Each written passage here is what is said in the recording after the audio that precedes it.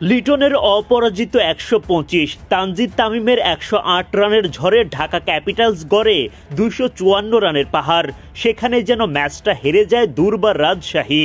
জয় তো দূরে থাক, ঢাকার এক ব্যাটারের রান করতেই হিমশিম দশা বিজয়দের। চলতি বিপিএলে প্রথম জয়ের আনন্দ শাকিব খানের দলে, সেটাও আবার রেকর্ড করে।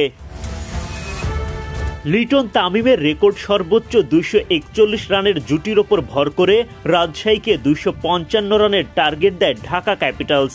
জবাবে ব্যাট করতে নেমে শুরু থেকেই একের পর এক উইকেট হারায় রাজশাহী। ওপেনার মোহাম্মদ হারিস ডাক মেরে বিদায় নেন। অধিনায়ক এনামুল হক বিজয় ও ডাকের শিকার।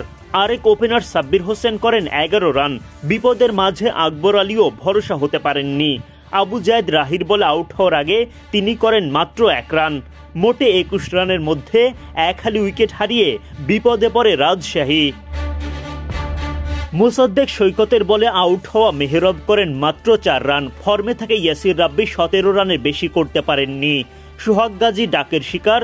৬১ রানের মধ্যে ৭ উইকেট হারিয়ে ফেলে রাজশাহী। এরপর আর তাদের কিছুই করার ছিল না। বিশাল ব্যবধানে ম্যাচটা জিতে নেয় ঢাকা। রবিবার বিপিএল এ দিনের দ্বিতীয় ম্যাচে মাঠে নামে দুর্বার রাজশাহী ও ঢাকা ক্যাপিটালস। টস জিতে আগে বোলিংয়ের সিদ্ধান্ত নেন রাজশাহী অধিনায়ক এনামুল হক বিজয়। ব্যাটিংয়ে নেমে শুরু থেকে রাজশাহীর ওপর চাপ বাড়ান ঢাকার দুই ওপেনার লিটন দাস ও তানজিদ তামিম। রাজশাহীর বোলারদের পাত্তাই দেননি তারা। সানজামুলের করা ইনিংসের পঞ্চম ওভারে মারকুটে ভূমিকা নেন তামিম। টানা ৪ বলে হাঁকান ২টা করে ছক্কা ও ৪। ওই ওভারে ঢাকা পায় ২১ রান। অপর প্রান্ত থেকে লিটনও হাঁকান একের পর এক বাউন্ডারি। পাওয়ার প্লের ৬ ওভার শেষে ঢাকা পায় ৫৯ রান। পাওয়ার প্লে শেষ হলেও চলতে থাকে লিটনের পাওয়ার। সপ্তম ওভারে শফিউলকে ২ ছক্কা ও ১-৪ হাঁকিয়ে তোলেন ১৮ রান। সাব্বির হোসেনের বলে ডিপ মিড উইকেট দিয়ে ছক্কা হাঁকিয়ে ৫০ পূরণ লিটনের। চ্যাম্পিয়ন্স ট্রফির স্কোয়াড থেকে বাদ পড়ার দিনে ব্যাট উঁচিয়ে ধরার প্রয়োজনীয়তা অনুভব করেননি এই ব্যাটার, বরং দলের রান বাড়ানোর দিকেই মনোযোগ দেন। ৫০ পূরণের পরের বলে ফের লিটনের ছক্কা। ওদিকে তানজিদ তামিমও ছক্কায় গ্যালারি মাতিয়ে ৫০ পূরণ করেন। ব্যাট উঁচিয়ে দেন ভক্তদের অভিবাদনের জবাব।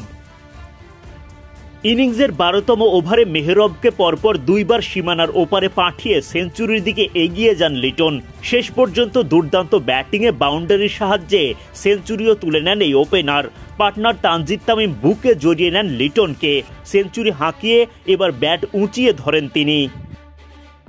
অপর প্রান্ত থেকে তামিমও তাণ্ডব চালাতে শুরু করেন। তাদের জুটি পেরিয়ে যায় ডাবল সেঞ্চুরির ঘর।